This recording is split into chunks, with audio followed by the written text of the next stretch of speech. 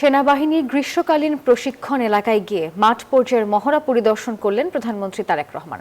দেশের ইতিহাসে কোনো সরকার প্রধানের এই মহড়া পরিদর্শনের ঘটনা এটিই প্রথম। মঙ্গলবার সকালে মানিকগঞ্জের সিংগাইরে প্রশিক্ষণ কার্যক্রম দেখতে যান তিনি। সেনা সদস্যদের প্রশংসার পাশাপাশি বিভিন্ন দিক নির্দেশনা দেন প্রধানমন্ত্রী। মানিকগঞ্জের সিংগাইর উপজেলায় বাংলাদেশ সেনাবাহিনীর গ্রীষ্মকালীন প্রশিক্ষণ এলাকায় আকস্মিকভাবে উপস্থিত হন প্রধানমন্ত্রী তারেক রহমান। 9 পদাতিক ডিভিশনের অধীনে 8 বীরের প্রশিক্ষণ এলাকা পায়ে হেঁটে ঘুরে দেখেন তিনি। ফার্ম বেসের বিভিন্ন অংশ ঘুরে দেখেন প্রধানমন্ত্রী। দায়িত্বপ্রাপ্ত জিওসি ও ইউনিটের কমান্ডিং অফিসারের কাছে থেকে প্রশিক্ষণ কার্যক্রম এবং কৌশলগত প্রস্তুতি সম্পর্কে অবহিত হন। একটি মৌখিক অপারেশনাল নির্দেশনা শোনার পাশাপাশি সেনা সদস্যের পরিচালিত রেইড মহড়াও দেখেন।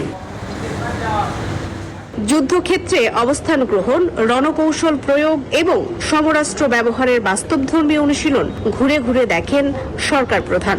সেনা বাংকারে নেমে কর্মকর্তাদের সঙ্গে মতবিনিময় করেন এবং ছদ্মবেশে দায়িত্ব পালনরত সেনা সদস্যদের খোঁজ খবর নেন।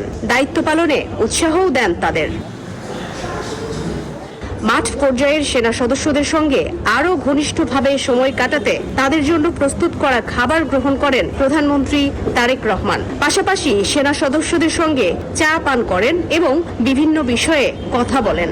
এতে উপস্থিত সদস্যদের মাঝে উৎসাহ ও উচ্ছ্বাস দেখা যায়। দিক নির্দেশনামূলক বক্তব্যে জাতীয় সংকট মোকাবেলা এবং আইন শৃঙ্খলা রক্ষায় সেনাবাহিনীর ভূমিকার প্রশংসা করেন প্রধানমন্ত্রী।